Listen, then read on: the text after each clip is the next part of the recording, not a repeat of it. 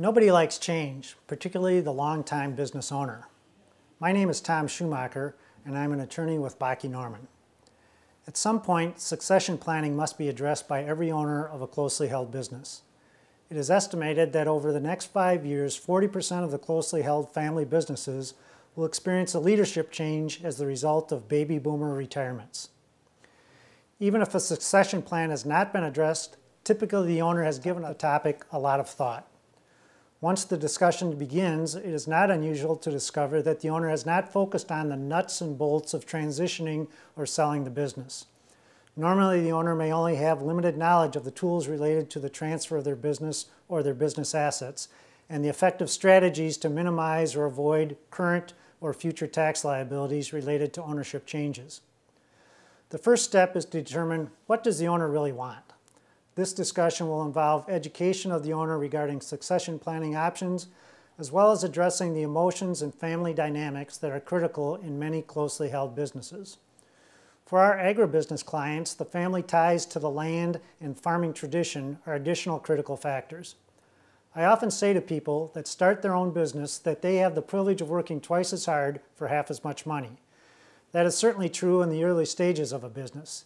Even if the working twice as hard continues for many years, in a successful business, eventually there begins to be a return on the investment of time and money. Business owners must often take the long view. This leads to the belief that there will always be plenty of time for succession planning. Time can be an ally or an enemy. If an owner plans appropriately, he or she can control and manage the succession plan.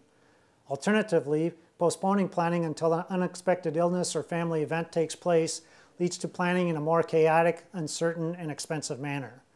Finally, the failure to act until after the owner has died removes the owner's input and advice and results in many planning strategies and options being unavailable. The reluctance to accept the realities of time can have disastrous consequences. The result can be the loss of a substantial share of the business value. A succession plan should be implemented to protect the interest of all the stakeholders in the business: the owner, his or her family, the employees, and the business customers. The first step is to start early. Work with a team of advisors to develop a plan on the owner's terms before the plan is dictated by circumstances beyond the owner's control. Some owners believe it is not necessary to work on a plan because it will just be easier to sell the business. Really? To whom? For how much? When? Finding a willing buyer for a business takes time. Buyers do not sit on the sidelines until the time is just right for the business owner.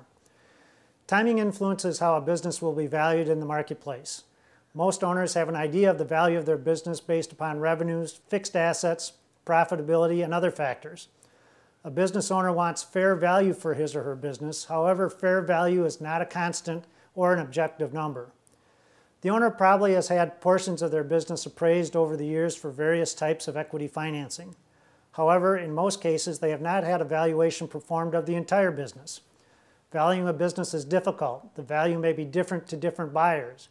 It is important to obtain an independent, objective valuation, whether the plan is to sell to an inside manager or group, to an outside party, or to transfer the business to the next generation of owners' family.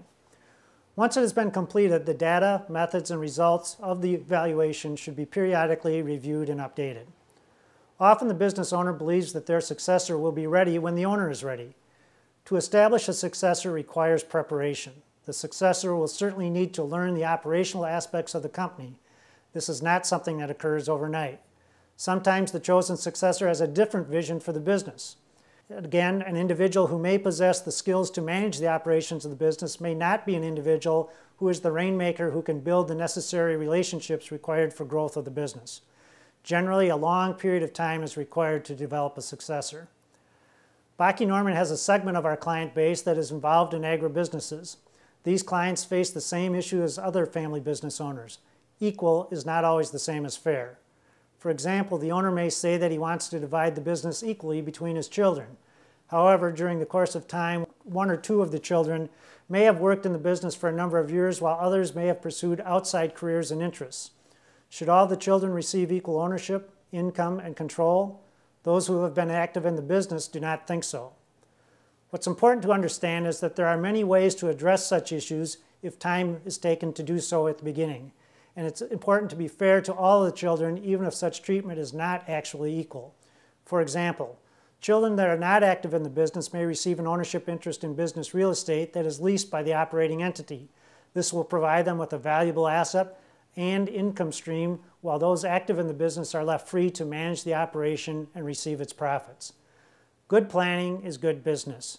No one knows the future. However, a well thought out succession plan will provide financial benefits, tax advantages, and emotional satisfaction regardless of what the future brings.